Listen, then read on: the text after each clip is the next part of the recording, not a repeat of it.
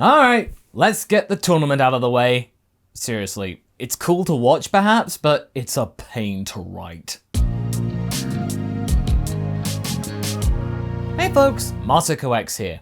In Dragon Ball Super, there are many things that did not sit well with me, but overall, it was a pretty good series. Decent. However, there was one moment which made my insides twist with fury and frustration. Something which completely derailed an entire saga, what was at the time the most solid arc of the series, giving Super a chance to actually stand on its own 2 feet, not repeating movie arcs. And it all had to do with Future Trunks. Well, I mean, not him directly, but what the aftermath of that was. Essentially, everything that he had done, even in Z, fighting for the future and all that, it was all for nothing. It had been taken away from him, so now what? I chose to do something about it, which was a little more creative and far less demeaning for the hero of time and hope, actually something representative for all that he had achieved. Because I know that Toei and Toriyama and Toyotaro weren't gonna do it. With Trunks staying in the past with Mai by his side, the two of them were able to find a much more settled and amiable home environment with people they actually knew, instead of having to come up with some sort of weird arrangement between copies of themselves. Them being essentially doppelgangers in another dimension that doesn't belong to them. That wouldn't do for them.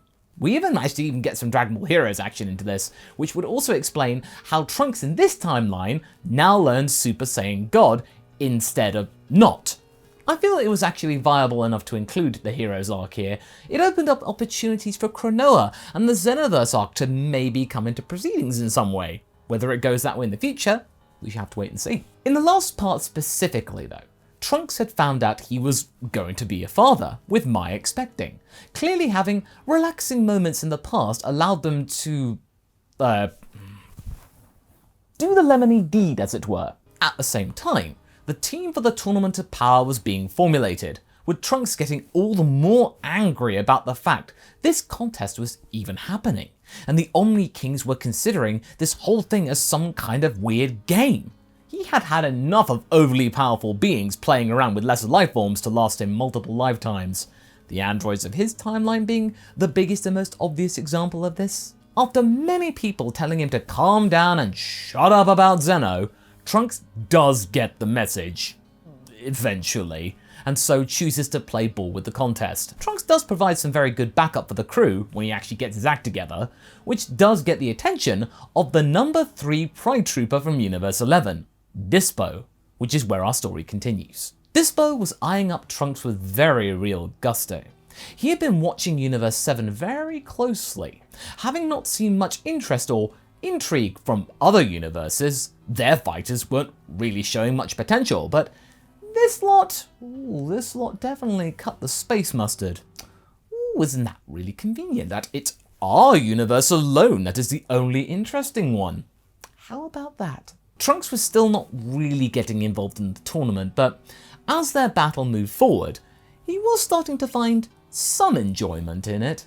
Thanks to his training in Super Saiyan God, especially with his father, his base powers were slightly more amplified than before, and he was able to at least hold his own against Dyspo, but he was still at the mercy of the Pride Trooper's speed. "I appreciate your gusto, kid," said Dyspo, "but I can outrun you at every turn, and when you make that one little mistake, which I know you will make, you will be unable to respond.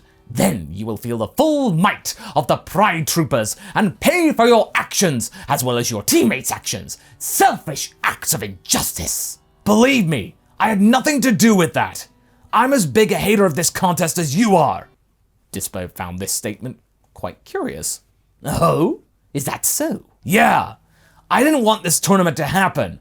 In fact, for the longest time, it was my sole desire to put a stop to Zeno for risking so many lives for his own amusement." They both look up to the viewing gallery of the Omni King, and this gets Dyspo thinking. "Now that you mention it, it is rather egregious that our lives are being toyed with like this." Ooh. Trunks sensed doubt, so he decided to roll with it. Now you see, Dyspo may be fast and strong, but much like his rapid moves, his opinions could flip just as quickly. He's very suggestible. Trunks could now maybe get him to, with the right words, back off perhaps? Give him some space? Perhaps slink away and regroup? However, just before he could convince Dyspo to go away and leave him alone, Gohan came in and landed a kick to the head, sending Dyspo reeling across the arena. "Hey Trunks, you alright? Thought he could have some help here." Now, his reaction to this help wasn't what he expected. Trunks moaned with annoyance. "Gohan! You couldn't have picked a worse time! I was about to get him to stop!" However, Gohan couldn't respond back to this because Dyspo, thanks to his speed obviously, had gotten back to his mark just as fast as he had left it. He was looking enraged, slighted, betrayed. "How dare you! All that you said, that was a trick to distract me! You can't handle my speed and power, so you resorted to diversions with your friend here! That settles it! Universe 7 cannot be allowed to continue in this contest!" With that, the battle then carries on like it does in the original between Gohan, Dyspo and Frieza, only with Trunks replacing the latter obviously. Future Trunks did find the irony in this battle. He was fighting alongside Gohan, who in that orange gi looked eerily similar to his own future version of Gohan. You have to admit that this was pretty cool. It was a very nice way to remember his past time training, with the one being that had given him a chance to save the future. It's a bit of a facsimile here, despite that future now ultimately proving to be pointless. Gohan recognized this too, and smiled when they had a moment. "You know, if things weren't so critical right now, I'd see the funny side of this. This pairing, it's timeless." Trunks chuckled at that pun, but he was agreeing with Gohan. This was critical. He decided to use his additional power alongside Gohan's ultimate skill to their advantage. With the bang down, Gohan was able to give Dyspo some trouble, with some very, very hard punches when they were able to connect. Didn't always happen because of the speed. With Trunks powering up to Super Saiyan God, the God Ki was able to give Dyspo the slip more often than not. He couldn't quite pinpoint Trunks because of God Ki when he was going at full speed, and so he had to resort to shock horror, slowing down. Now this did not suit Dyspo's full repertoire fighting style of moves, and so he faltered, and then was slow enough for Gohan to wail on him some more. In the end, a combination of maladies saw Dyspo being tossed out of the ring, and this meant that Gohan stayed in for longer than before. "I'm glad you stuck around in the past, Trunks. With you around, I've been able to focus some more. We should train together when this is all over. Who knows? Maybe we could have your kid and Pan play together while we do so." Trunks liked that idea, but wait. "How did you know Mai was pregnant, Gohan?" Gohan laughed. "Oh, once you've had one, you sorta know. You've been very anxious lately, aside from Zeno and all." Huh, interesting. The tournament progresses, and the typical landmarks hit when they are supposed to. Goku falls into Ultra Instinct thanks to that weird spirit bomb black hole thing, at least twice with no change in proceedings as well. Kefla, Berserker Kale, that all happens as expected. The only real major change I can see happening with Trunks there is that there is one more member towards the end game present. It's 6 for the longest time. Trunks using his Super Saiyan God power to assist his friends as best as he could. However, he is still no match for Toppo solo. Toppo got wind of the dispatching of Dyspo, and he wrongly assumed that his friend's offing from the contest was indeed that of trickery and underhanded tactics. So, he wanted to see for himself if Trunks would dare try to pull such a stunt on him, the bastion of justice. If he did, then obviously he had that hidden power to throw him out. In that battle though, he was proved wrong though. Granted, he wasn't liking Trunks more than before, but he could at least see the young man's actions were true, and that no japery was acted out during their battle. Trunks towed the line. As a result, it led to Toppo never resorting to his GOD candidate powers, due to him not being pushed far enough to do so out of ire because Frieza wasn't here to push him over the edge and all. This still didn't save Trunks though, because after exhausting his God Ki, pushing it to its limits, he had no answer to Toppo's consistent energy. With one massive punch from his freakishly massive hands, Toppo sent Trunks flying out of the ring and out of the contest. In the stands, Trunks watched on as the contest progressed, but Beerus was there to offer him kudos. "I'm glad to see you forgot about the Omni King and put your universe first, kiddo. You use God Ki rather well, or at least, you don't make a mockery of it. Not bad. Whis nodded in agreement, and Trunks decided to take the compliment. It was better for Beerus to be sort of happy with him rather than being angry at him. In the final battle though, with Jiren present and a mastered Ultra Instinct Goku failing, Goku didn't have the backup though from Frieza since he wasn't involved, and Trunks was out of the contest, so there was no backup. As a result, Goku fell out of the ring when Jiren had snuffed him, but he himself was rather weakened. However, that didn't matter because Jiren's not going to win here. The tournament time limit passes and no winner is yet to have been called. Jiren and Universe 11 were confused. Goku had been thrown out. Why hadn't the time stopped there and then and Jiren declared the winner? Just then, rubble moved from one of the remains of the arena in the corner, and out popped Android 17. He and Jiren looked at each other, and the latter sighed. Universe 7. 17 blinked. Huh, guess it's a tie. Indeed, it was a tie. When it came to the wish, thankfully, 17 and Jiren had a consensus. This tournament was kind of a dumb thing to happen, and everything should be reverted back to the way it was. Everyone brought back. Jiren's logic coming from the manga, which he stated quite a few times that he didn't like the idea of the tournament, and 17 was reckoning the same thing, choosing to put his desire for a boat on the back burner.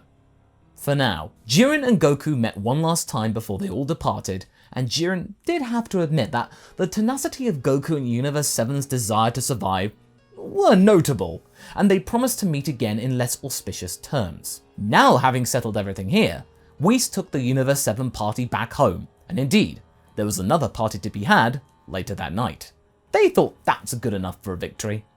Mai was very pleased to see Trunks again, and that he hadn't been too badly injured. He was relieved to be back as well, and had vowed to get over the Omni King for what he had done. I realized that I was becoming obsessed with it. It was clouding my judgment. Weirdly enough, 17 over there was the guy to tip me back from the brink. Never thought I'd hear myself say that. Mai, though, was just glad he came back safe, and that they could perhaps start a new life together. No more surprises. In the months after, Mai and Trunks had begun to prepare for their child's arrival. Mai was starting to really show, and was beaming with delight at the prospect of having children, after having not too long ago having to put her personal desires aside for the sake of saving the world and fighting with the resistance. Her rifle was now fully retired, and placed pride of place in their living room on a stand above the fireplace, as a reminder of their past life, and that chapter had firmly been closed, that being the only remnant left. One good thing about No More Timeline of the Future though, it did mean that it was well and truly done with. That was about the only good thing to come from it, mind you. Yeah, obviously. Having a noticeable bump now, Mai had spent her time wondering what to do with herself, and how to spend her time once the baby had been born. Present Mai often came by and was amazed to see herself pregnant with Trunks' kid, albeit a future version. She kept fantasizing about having a romantic relationship with her version of Trunks, and when they grew up getting married, and future Mai did find this amusing, but she definitely tried to instill in this version of Mai to follow her heart and not necessarily feel the need to copy her directly. You never know who might come along in your future. It might not be Trunks, and that's the beauty of it.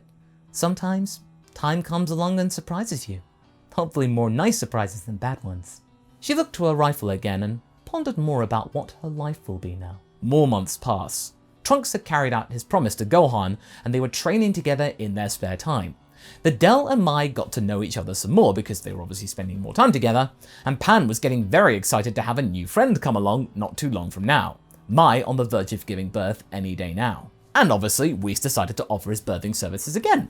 Well, it would be unfair of me not to, given I did so with Bulma. With them both at their peak of fitness, they tagged along with Goku and Vegeta to the Arctic, in the reports of there might be quite a lot of Dragon Balls up there. They were on their mission from Bulma, to collect them for, personal reasons. She didn't particularly feel like stating it or going to the tundra, but it was something to fill their afternoon. But what they did find there wasn't great.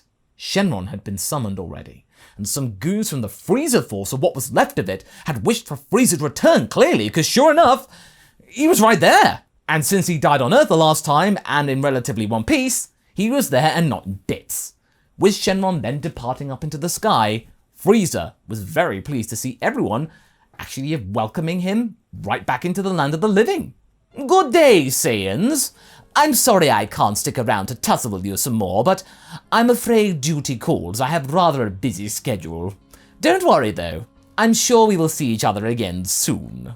I've gotten much stronger than before, Goku. You won't want to miss that. Goku was both angered and yet intrigued. Vegeta though was having none of it. He immediately powered up to Super Saiyan Blue Evolution and aimed a blast at Frieza head on. But the tyrant sparked golden and aimed an I-beam in Vegeta's face, blinding the prince, causing the others to tend to him immediately, and Frieza to, in the hubbub, skulk away to his ship, hovering in the upper atmosphere. When Vegeta had regained his vision, he cursed everyone around for not going after Frieza, but Trunks pointed out that he won't get far. With 4 of them stronger than before, and Goku having Ultra Instinct, hopefully working, Frieza won't last long. Trunks. Who do you think he's going to run into in the fullness of time? And that's where we're going to be leaving things for right now. So what do you folks think? How delayed will the Broly saga be given what happened? Will Frieza be more prepared or even stronger, having had more time to meditate down below? Leave a comment below and let's get this discussion going. And I shall see you in the next video. Catch you later!